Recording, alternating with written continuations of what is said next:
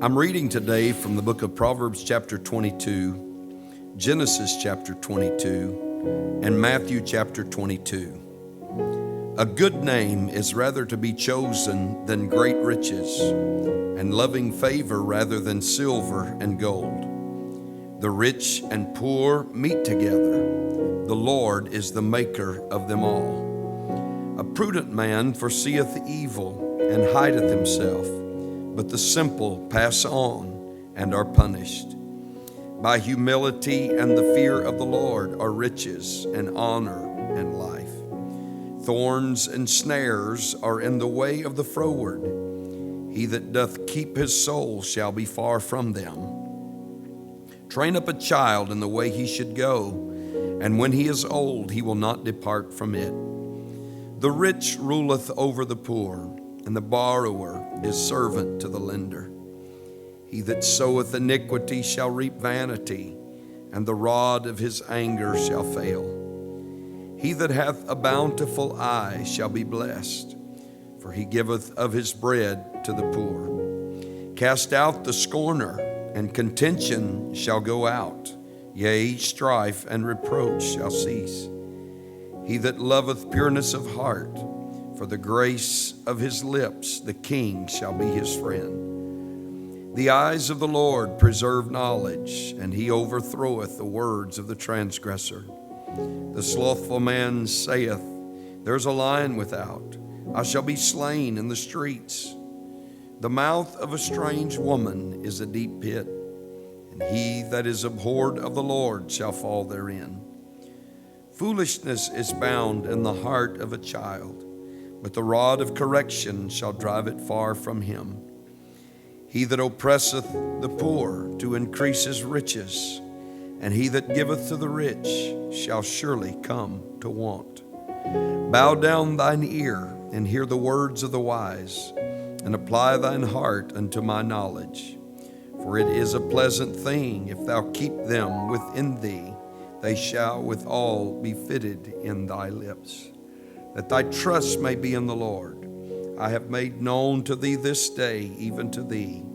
Have not I written to thee excellent things and counsels and knowledge, that I may make thee know the certainty of the words of truth, that thou mightest answer the words of truth to them that send unto thee? Rob not the poor, because he is poor, neither oppress the afflicted in the gate.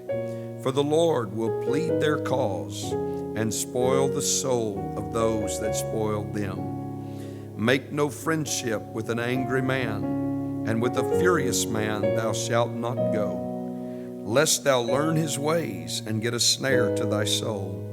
Be not thou one of them that strike hands, or of them that are sureties for debts. If thou hast nothing to pay, why should he take away thy bed from under thee?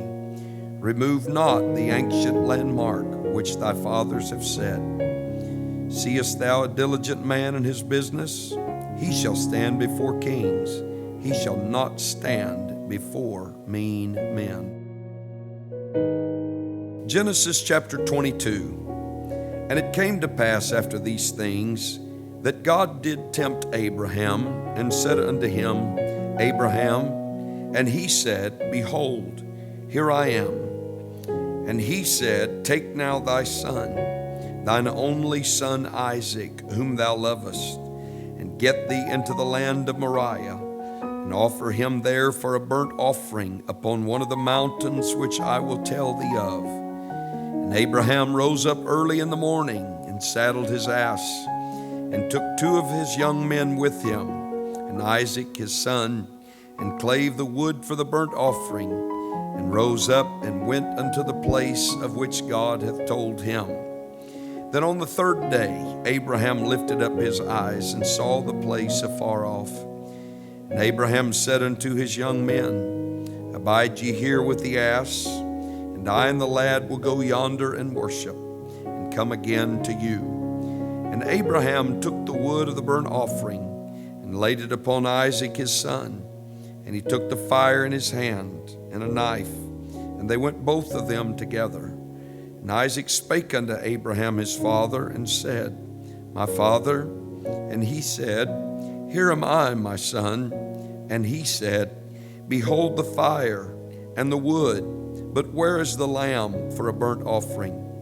And Abraham said, My son, God will provide himself a lamb for a burnt offering. So they went both of them together. And they came to the place which God had told him of. And Abraham built an altar there, and laid the wood in order, and bound Isaac his son, and laid him on the altar upon the wood. And Abraham stretched forth his hand, and took the knife to slay his son. And the angel of the Lord called unto him out of heaven, and said, Abraham, Abraham. And he said, Here am I. And he said, Lay not thine hand upon the lad, neither do thou anything unto him. For now I know that thou fearest God, seeing thou hast not withheld thy son, thine only son, from me. And Abraham lifted up his eyes and looked, and behold, behind him a ram caught in a thicket by his horns. And Abraham went and took the ram, and offered him up for a burnt offering in the stead of his son. And Abraham called the name of that place Jehovah-Jireh, as it is said to this day, In the mount of the Lord it shall be seen. And the angel of the Lord called unto Abraham out of heaven the second time.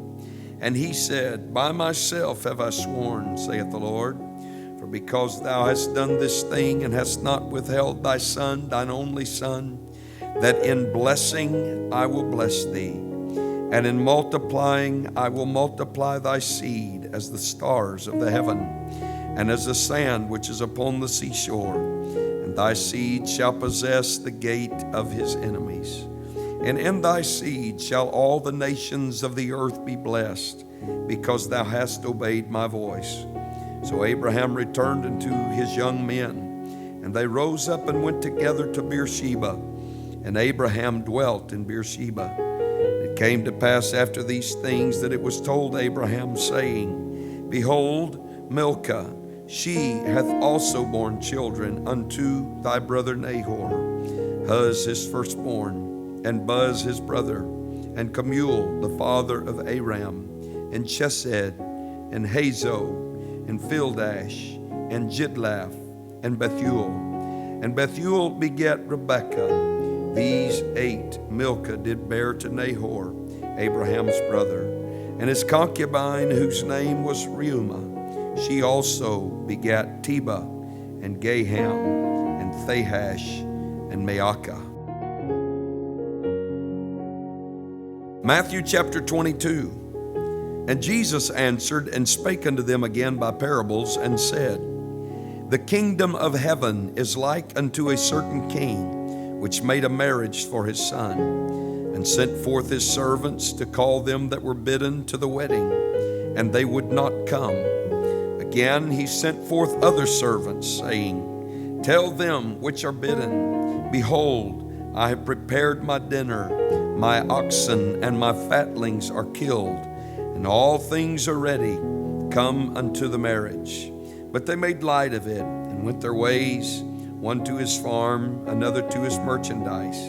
And the remnant took his servants, and entreated them spitefully, and slew them. But when the king heard thereof, he was wroth, and sent forth his armies, and destroyed those murderers, and burned up their city. Then saith he to his servants, The wedding is ready, but they which were bidden were not worthy.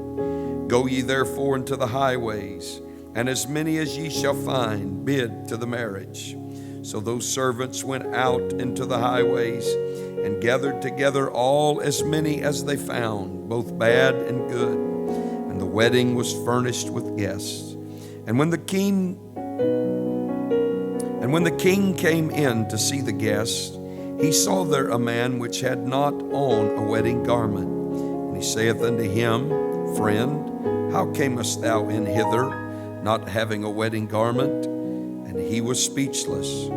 Then said the king to the servants, Bind him hand and foot, and take him away, and cast him into outer darkness. There shall be weeping and gnashing of teeth. For many are called, but few are chosen. Then went the Pharisees and took counsel how they might entangle him in his talk. They sent out unto him their disciples with the Herodians, saying, Master, we know that thou art true, and teachest the way of God in truth. Neither carest thou for any man, for thou regardest not the person of men. Tell us therefore, what thinkest thou? Is it lawful to give tribute unto Caesar or not? But Jesus perceived their wickedness, and said, Why tempt ye me, ye hypocrites? Show me the tribute money. And they brought unto him a penny. And he saith unto them, Whose is this image and superscription? They say unto him, Caesar's. Then saith he unto them, Render therefore unto Caesar the things which are Caesar's, and unto God the things that are God's. When they heard these words, they marveled, and left him, and went their way. The same day came to him the Sadducees, which say that there is no resurrection, and asked him, saying, Master, Moses said, if a man die, having no children, his brother shall marry his wife, and raise up seed unto his brother. Now there were with us 7 brethren, and the first, when he had married a wife, deceased, and having no issue, left his wife unto his brother. Likewise the second also, and the third unto the 7th. And last of all the woman died also. Therefore, in the resurrection, whose wife shall she be of the 7? For they all had her. Jesus answered and said unto them, You do err, not knowing the Scriptures, nor the power of God. For in the resurrection they neither marry, nor are given in marriage, but are as the angels of God in heaven. But as touching the resurrection of the dead, have ye not read that which was spoken unto you by God, saying, I am the God of Abraham, and the God of Isaac, and the God of Jacob? God is not the God of the dead, but of the living. And when the multitude heard this, they were astonished at his doctrine. But when the Pharisees had heard that he had put the Sadducees to silence, they were gathered together. Then one of them, which was a lawyer, asked him a question, tempting him, and saying, Master, which is the great commandment in the law? Jesus said unto him, Thou shalt love the Lord thy God with all thy heart, and with all thy soul, and with all thy mind. This is the first and great commandment. And the second is like unto it, Thou shalt love thy neighbor as thyself. On these 2 commandments hang all the law and the prophets. While the Pharisees were gathered together, Jesus asked them, saying, What think ye of Christ? Whose son is he? They say unto him, The son of David. He saith unto them, How then doth David in spirit call him Lord, saying, The Lord said unto my Lord, Sit thou on my right hand, till I make thine enemies thy footstool. If David then called him Lord, how is he his son? And no man was able to answer him a word, neither durst any man from that day forth ask him any more questions.